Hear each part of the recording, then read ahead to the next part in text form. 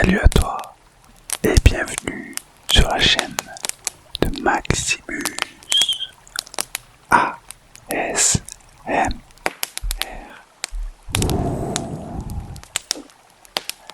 Et pour commencer cette vidéo ASMR, je vais commencer par notre cri de guerre.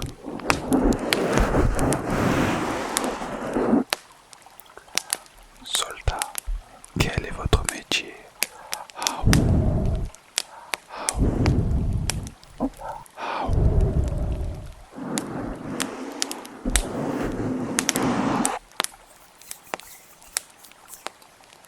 Alors aujourd'hui, j'avais très envie de parler de confiance en soi et de comment avoir confiance en moi, enfin en soi. Allez déjà, premier lapsus. Et en fait dans cette vidéo, je vais essayer de donner des conseils qui ont marché pour moi. Même si aujourd'hui je n'ai pas confiance en moi, je dirais à 100%. Mais je dirais que j'ai suffisamment confiance en moi pour lancer de nouvelles choses, des challenges. Et aujourd'hui j'aimerais parler de ça.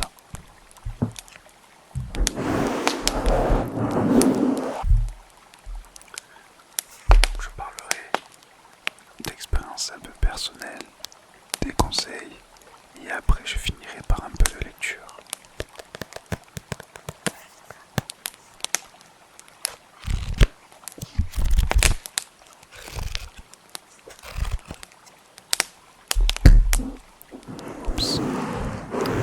Alors là, j'ai voulu changer d'angle. Je suis pas forcément super à l'aise en termes de mouvement, mais je voulais voir en termes d'angle ce que ça donnerait pour cette fois. On verra si on regarde, c'est un test.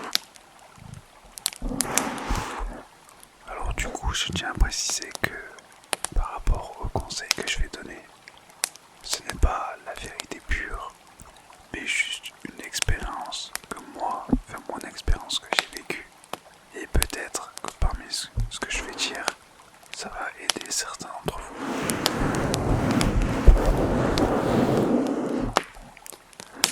Je me rappelle quand j'étais plus jeune, j'avais énormément du mal à avoir confiance en moi et à tenter de nouvelles expériences, d'aller vers les autres. Je savais que j'avais envie d'évoluer, un peu comme les personnages des mangas shonen, comme Naruto, ou bien Sinakoba Wakawa dans H21, et bien d'autres. Et je me rappelle, je regardais ces personnages et j'avais envie qu'on croit en moi, en mes capacités. Et après, j'ai découvert le développement personnel et je me suis mis à mater des vidéos tous les jours. Et en fait, avec les années et le recul,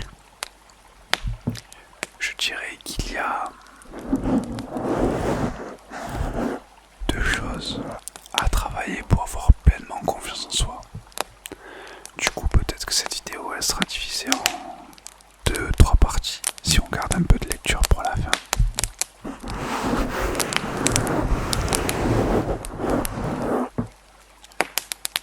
Je pense que l'une des premières choses à faire pour avoir confiance en soi, c'est déjà de commencer par guérir de ses blessures du passé et d'être totalement ok avec ça aujourd'hui dans le présent. Moi, pendant très longtemps, j'ai eu énormément de mal avec mon passé.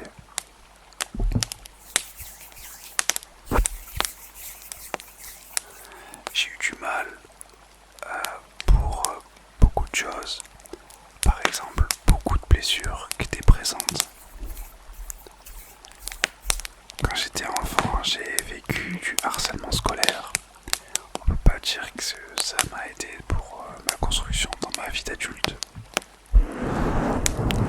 J'ai beaucoup fui les problèmes, surtout à l'adolescence, en voulant aller dans un collège privé pour être sûr justement de ne pas être moqué ou embêté. choisir la voie de facilité.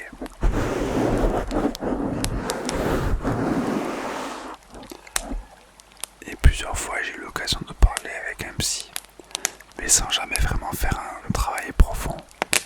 Et à force, les blessures se sont accumulées.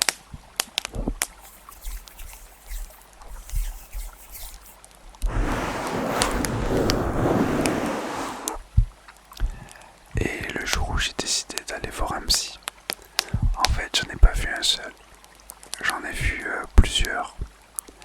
Et déjà en fait je pense que le point le plus important lorsqu'on commence un travail en thérapie, c'est de pas vouloir s'arrêter à un seul thérapeute, mais plutôt essayer jusqu'à trouver le bon.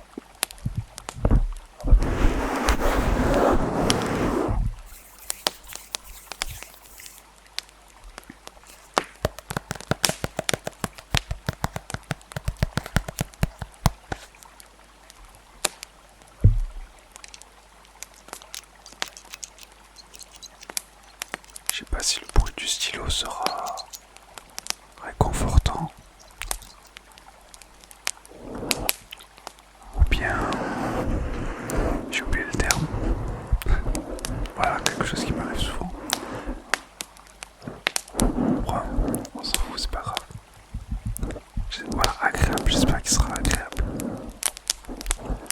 Alors du coup, par rapport au psychologue, ce que je voulais dire, c'est qu'en fait moi j'ai dû voir peut-être 4 ou 5 thérapeutes avant de trouver vraiment la bonne personne. Mais ça veut pas dire que le travail que j'avais fait avec chacun d'entre eux, parmi les précédents, ça n'a rien fait.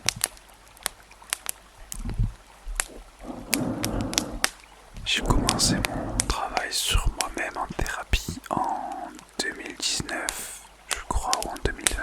Il me semble que c'était 2019. Et en fait, c'est vrai que c'est pas évident de se livrer à une personne qu'on ne connaît pas. Mais en fait, le fait de se livrer, c'est genre, mais vraiment de dire les choses qu'on n'a jamais pu dire à qui que ce soit. Toutes ces douleurs. Et en fait, je me rappelle que j'ai dû pleurer au moins plusieurs fois. C'est pas évident d'en parler. Mais en fait, il se trouve que les choses qu'on a le plus de mal à dire, le fait de le dire à un psychologue, le psychologue, lui, il a le secret professionnel, donc il ne va pas le répéter. Et en fait, juste une fois qu'on l'a dit une première fois, ça peut passer après. C'est beaucoup plus facile de le dire à d'autres personnes, comme à des amis et tout ça. Et parfois on se rend compte que les choses que l'on garde pour soi, pendant longtemps, on peut se rendre compte que finalement, c'était pas si dur à dire et que les gens finalement l'acceptent.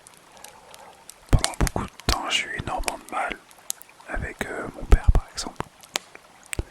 Sans vouloir trop rentrer dans les détails, ça a pris du temps. Mais quand on a fini par parler et crever l'abcès, depuis ça se passe mieux. Enfin, on va pas parler de la suite de la parentalité. Mais je dirais que parler avec un psy de tous les problèmes qu'on a, de toutes les difficultés, en fait, petit à petit, il y a des barrières qu'on va avoir qui vont sauter et qu'on va s'autoriser beaucoup plus de choses. Alors là, je n'ai pas vraiment d'exemple qui me vient en tête, mais je pense que déjà, si tu parles avec un psy, qu'à la fin tu te sens beaucoup plus léger, ça sera beaucoup mieux. Après, en dehors des psys, je pense qu'il y a même des petits groupes de parole. J'ai eu une période de ma vie où j'avais même un petit groupe où on se réunissait à plusieurs tous les samedis matins dans un parc pour parler, s'écouter, et ça faisait énormément de bien.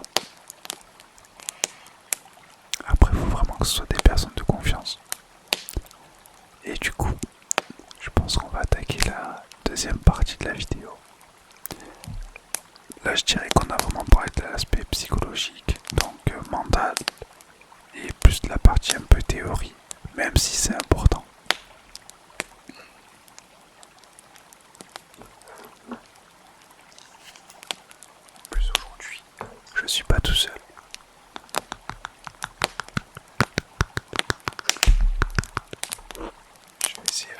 droite.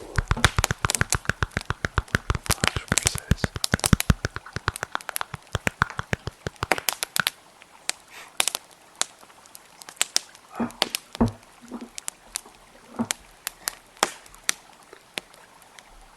Woody, l'un de mes personnages préférés de Disney Pixar. Mais bon, c'est pas le thème de la vidéo. Du coup, pour moi, la deuxième chose à faire pour gagner en confiance en soi, c'est d'avoir la capacité de se donner des petits défis régulièrement, des choses qui nous font peur, mais qui sont un peu difficiles à réaliser. Si par exemple, moi, un truc qui me ferait super peur, ça serait d'aller, par exemple, dans une nouvelle ville, tout seul, et que ça me fait peur, ben, je vais essayer de commencer par quelque chose de plus petit. Par exemple, si moi j'ai peur de passer 3 jours dans une ville que je connais pas, je me dis, ben tiens, je pourrais essayer d'aller faire un aller-retour en une journée. Par exemple, moi qui habite à Aix, Marseille, je pourrais me dire, vas-y, allez, ce samedi, je vais aller à Aix, je passe la journée et après je rentre pour justement voir que finalement il n'y a pas de danger. Et le simple fait de faire ça, ça va permettre d'élargir notre zone de confort et de se rendre compte que les choses qui nous faisaient peur, ben, elles ne sont pas si effrayantes que ça.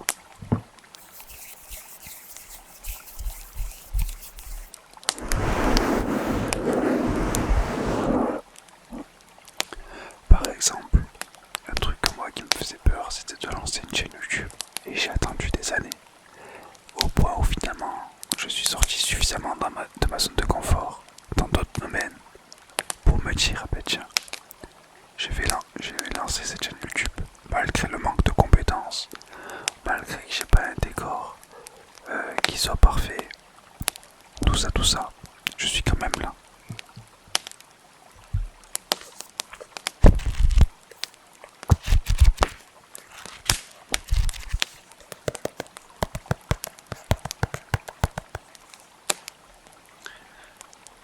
Et en fait, je pense que pour avoir confiance en soi, il faut avoir accompli pas mal de choses. Et là, on peut se dire, mais moi, j'ai rien accompli. Et en fait, je pense que peu importe ton âge, que t'aies 10 ans, 15 ans, 20, 25, il y a forcément des choses que t'as accomplies dans ta vie. Ça peut être tout bête. Ça peut être par exemple, j'ai joué au foot et j'ai marqué un but. Par exemple. Là, cet exemple-là, je le prends si par exemple si tu as 10 ans et que t'es collégien et que c'était quelque chose de difficile. Parce que par exemple peut-être que t'étais vu comme le boulet de l'équipe et que finalement t'as quand même réussi à marquer. Un autre exemple. Tiens, plutôt vous donner des exemples au pif par rapport à des âges. Moi, donc là aujourd'hui j'ai 32 ans. Si, en fait, alors je pars complètement du coq à l'âne, mais on va faire comme si ce que j'avais dit plus tôt, je l'avais pas dit. On est bien. Allez. Un exercice que moi j'avais fait, c'était de prendre un cahier et un stylo et de noter tout ce que j'avais accompli et réussi pour moi dans la vie. Et donc à ce moment-là, j'allais vraiment très très mal. Donc en fait, c'était quand j'étais en dépression. Donc c'était pas forcément un moment évident. Mais je me rappelle que j'avais écrit des trucs comme les choses que j'avais accomplies dans ma vie, c'était trouver mon premier travail, avoir passé la ceinture verte de Kishintai, c'est un art martial, d'avoir fait de la boxe, d'avoir mis les gants contre des adversaires qui sont plus forts que moi. Ça peut être tout simplement, j'ai réussi mon permis de conduire, j'ai réussi mon bac.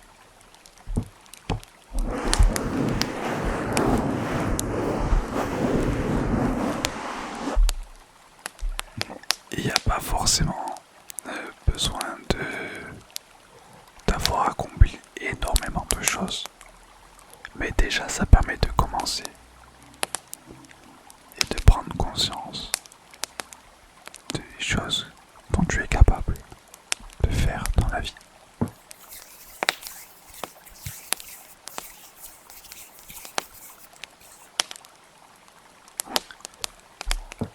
À un moment, j'ai commencé un nouveau boulot et en fait ma routine avant d'aller travailler c'était d'aller voir une inconnue, une fille que je trouvais plutôt jolie et juste aller la voir en disant un truc en mode salut, j'ai une routine avant de démarrer ma journée de travail, c'est d'aller taper un check à un inconnu pour qu'on se souhaite une bonne journée.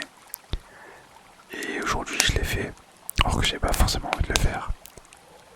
Et des fois même si le prétexte il peut être bidon comme je me rappelle je lui ai dit moi j'ai besoin d'énergie pour aller au travail, toi t'as besoin d'énergie pour aller au sport parce que j'ai vu qu'elle était en tenue de sport. Et en fait la meuf a dit ah ouais de fou et tout, on s'est tapé un check et on s'est souhaité une bonne journée. Et et en fait cette discussion était vraiment plaisante. Alors je dis pas que c'est forcément ce qu'il faut faire pour gagner confiance en soi, mais trouver suffisamment quelque chose de suffisamment dur mais accessible pour pouvoir le faire et petit à petit sortir de sa zone de confort. Moi pendant très longtemps j'avais très peur, enfin pas très peur mais en fait je suis quelqu'un qui craint énormément le froid. Et en fait je me suis dit, avant je me disais jamais je pourrais prendre une douche froide en hiver.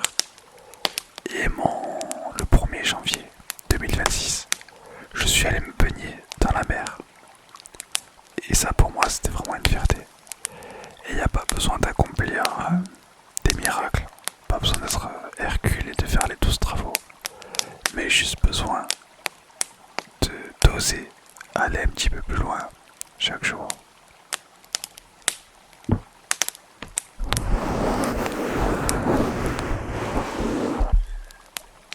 Moi, des fois j'aime bien voir la vie un peu comme un jeu vidéo. Et pour ceux qui connaissent un peu les RPG, genre dans les RPG, chaque personnage a une barre de PV, donc point de vie, et de MP, Magic Point. Et en fait, la barre de MP, ben en fait, chaque action de magie que tu vas lancer, ça va te coûter des MP, ou des points de compétence. Comme par exemple un sort de soin, un sort de flamme, un sort de foudre, enfin bref, tu m'as compris. Et en fait, il faut se dire que chaque action que tu peux faire dans la journée, ben en fait c'est ta barre de MP qui diminue. Par exemple, moi là je tourne cette vidéo ASMR, ben moi peut-être que moi sur ma barre de MP, elle me coûte 3 points. Alors, et peut-être que la première fois que j'ai tourné une vidéo et que je l'ai postée sur YouTube, ben peut-être qu'en termes de MP ça m'a coûté 20 MP, 20 points de magie. Et en fait ce que je veux dire, c'est qu'en fait à force de faire les choses qui sont difficiles, la barre de MP, elle s'agrandit. Ou alors les compétences, le niveau d'énergie que ça te demandait avant pour accomplir une action, aujourd'hui, eh ben, elle te revient beaucoup moins cher. Je sais pas si vous voyez ce que je veux dire. J'espère en tout cas.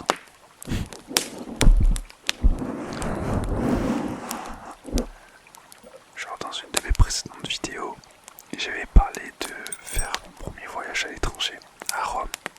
Et c'était quelque chose qui me faisait très peur. Et finalement, voilà, je suis pas mort. Et du coup, là, je me suis acheté un porte-clés à Rome. Et je trouve qu'il va bien avec le thème de la chaîne. Vu que je m'appelle Maximus. Et c'était pas fait exprès en fait. C'est vraiment le hasard. Ça fait un peu de bruit. Ouais. Bref, j'avais Oups. J'avais très peur pendant ce voyage. Et finalement, voilà, je l'ai quand même fait. Et je suis revenu, j'ai dû parler anglais, j'ai dû parler français surtout. Enfin bref, je suis parlé à des inconnus et tout ça.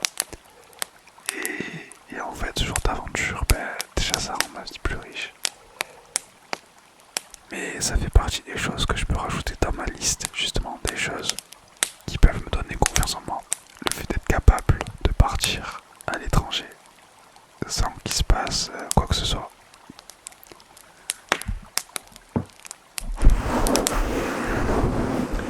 En tout cas, n'hésite pas à me dire, toi, c'est quoi la chose que tu as accomplie dont tu es le plus fier aujourd'hui. Je suis très curieux. Bon, la chaîne elle est nouvelle. Pour l'instant, j'ai pas encore eu énormément de... Non, j'en ai pas encore eu de commentaires. Mais peut-être qu'au moment où je posterai cette vidéo, j'aurais eu mes premiers commentaires. Et voilà. Enfin bref, la chaîne va grandir, je pense, petit à petit. Même si là, pour l'instant, les débuts sont difficiles. Mais on en reparlera dans une prochaine vidéo. Justement, le côté de commencer un truc et que au début, c'est très très compliqué. Et pour finir cette vidéo, je vais te faire un peu de lecture chuchotée.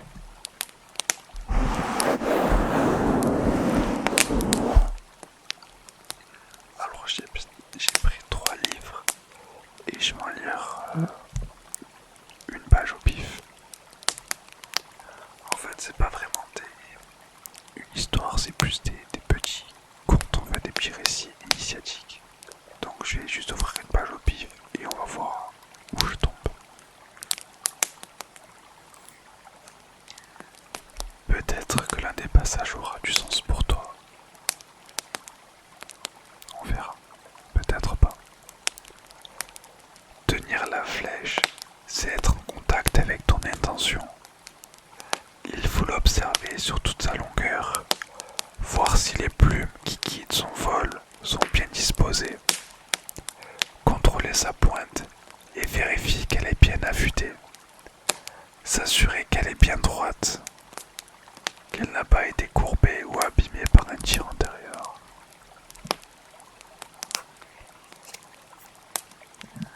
C'est un passage du livre de Paulo Coelho, La Voix de l'archer.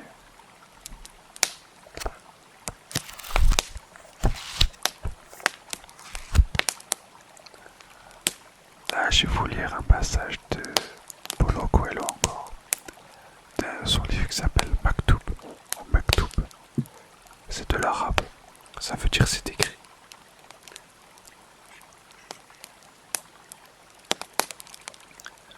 Alors, la page sur laquelle on vient de tomber.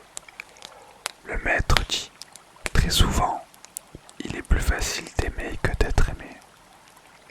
Nous avons du mal à accepter l'aide et le soutien des autres. Nos efforts pour paraître indépendants les privent de l'occasion de nous prouver leur amour. Nombre de parents, lorsqu'ils vieillissent, empêchent leurs parents de prodiguer la tendresse et le soutien qu'ils ont eux-mêmes reçus lorsqu'ils étaient petits. Beaucoup d'époux ou d'épouses, quand le destin les frappe, ont honte de dépendre de l'autre. Résultat, les eaux de l'amour ne se répandent plus. Nous devons accepter que les gestes d'amour de notre prochain. Nous devons permettre à quelqu'un de nous aider, de nous soutenir, de nous donner la force de continuer. Tu peux me donner la force de continuer en t'abonnant et en commentant sur la chaîne. Merci. Si nous acceptons cet amour avec pureté et humilité, nous comprendrons que l'amour ne consiste pas à donner ou à recevoir, mais à participer. Alors j'avoue, moi ce passage ne m'a pas trop parlé. Peut-être que toi, oui. N'hésite pas à me le faire savoir.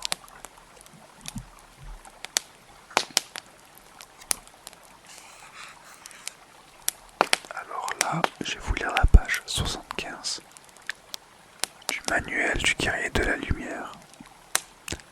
Ça me rend nostalgique de lire un passage du livre, car à un moment où je voulais beaucoup travailler ma spiritualité, je lisais beaucoup de Paulo Coelho.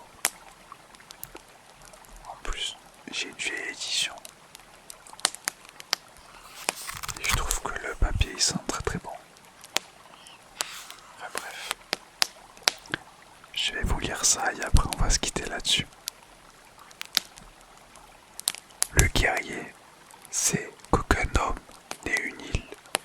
Il sait qu'il ne peut pas lutter seul, quel que soit son projet. Il dépend toujours d'autres personnes. Il a besoin de discuter de sa stratégie, de demander de l'aide et dans les moments de repos, d'échanger avec quelqu'un des histoires de combat.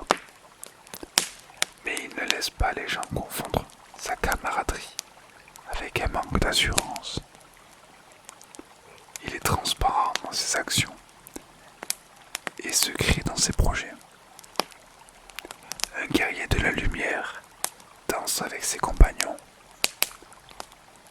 mais ne délègue à personne la responsabilité de ses pas.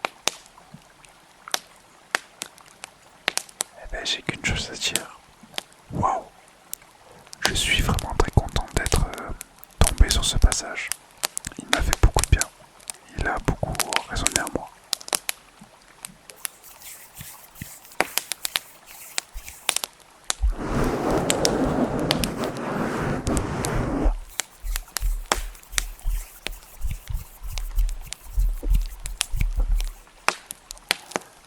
Il est temps de se quitter.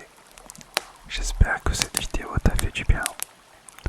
En tout cas, jeune guerrier, jeune guerrière, prends soin de toi, avance sur le chemin.